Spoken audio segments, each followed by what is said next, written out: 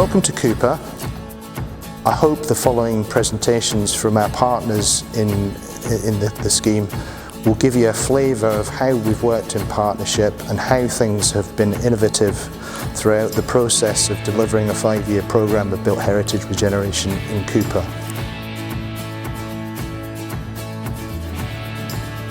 I think what's really different about Fife's approach to these schemes is that Fife Council is proactive about working in partnership with ourselves as a third sector organisation.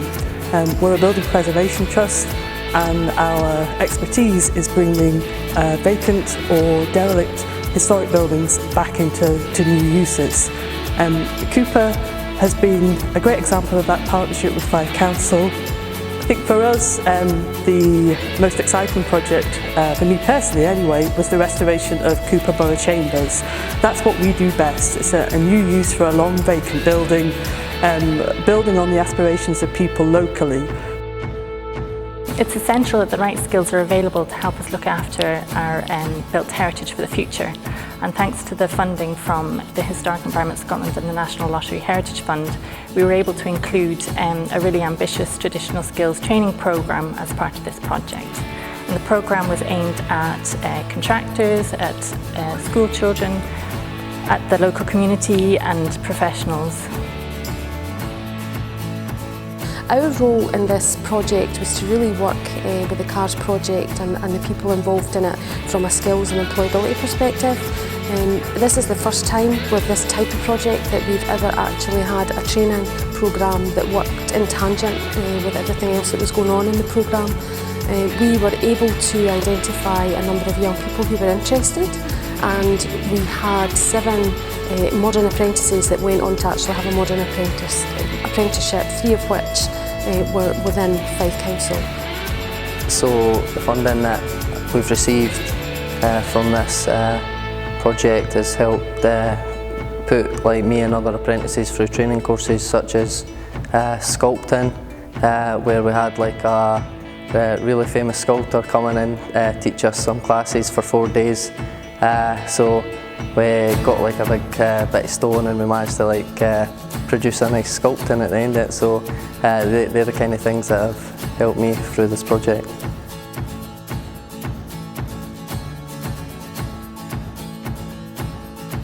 We worked quite a lot with the CARS THI project. We provided pictures for the gap site hoarding at the Bonnygate, which was masking a rather disfiguring site in the town. And we also provided picture material, display material for the beautifully restored Borough Chambers building. And it's interesting that the project should also have included something like an archaeological dig, because that has also involved the wider community. This has truly been a project that has involved a wide range of people in the community and benefited the community very widely. As a resident of a town, I've enjoyed seeing the work taking place on some of our classic buildings in Cupar. Also, one of the really interesting things has been the work done on Cupar's historic closes. These are hidden gems, and certainly we've revealed what can be done in some of the older parts of a town. Townspeople have appreciated seeing their older buildings being brought back to life. What was once an eyesore has become very attractive indeed. The importance of what CARS done can't be underestimated. This has been a 5-year project.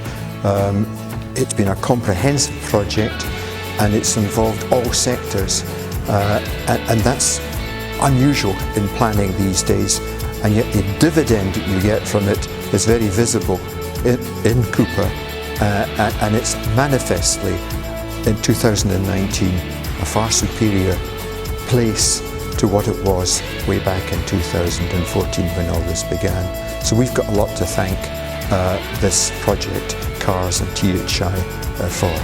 Thanks.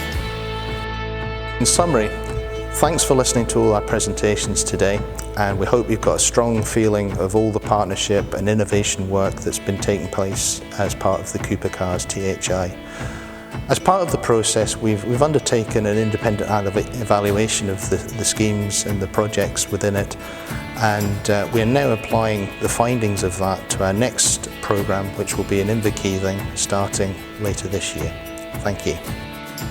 I guess going forward, it's always good to get your hand chisels out and practice, so yeah, going forward I'll have a lot more confidence on tackling projects in the future.